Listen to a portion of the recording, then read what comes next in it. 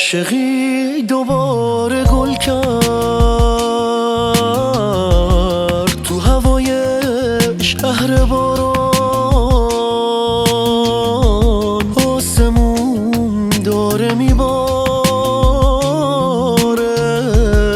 تا قراره بیقراران. کوثر و زمزم و تسنیم،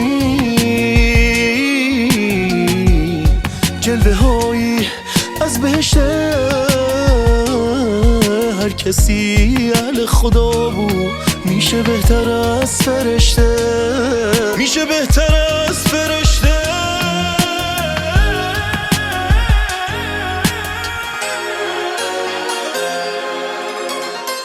عاشقا روزه میگیرن به هوای دیدن یار، زیر لب دعا میخونن توی لحظه های افتار. کار و بار مهربونی سکه میشه مثل خورشید، توی هر پایه روشن میشه عاشقی رو فهمی، میشه عاشقی رو فهمی.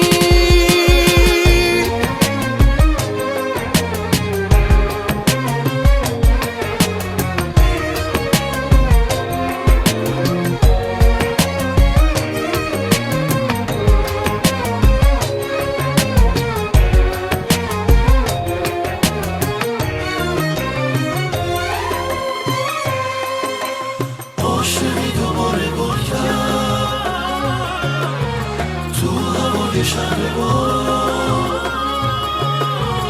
آسمون داره میباره تا قراره بیقراران، تا قراره بیقراران. عاشقا روزه میگیرن به هوای دیدن یار، زیر لب دعا میخونن توی لحظه های افتار. کار و بار مهربونی سکه میشه مثل خورشید، توی هر پایه روشن میشه عاشقی رو فهمی، میشه عاشقی رو فهمی.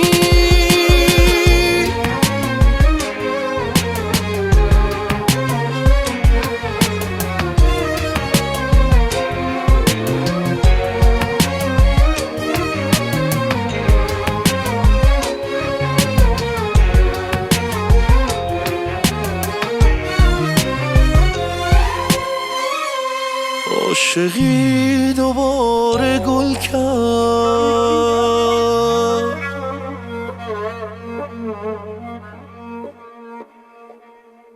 قرار بیقراران.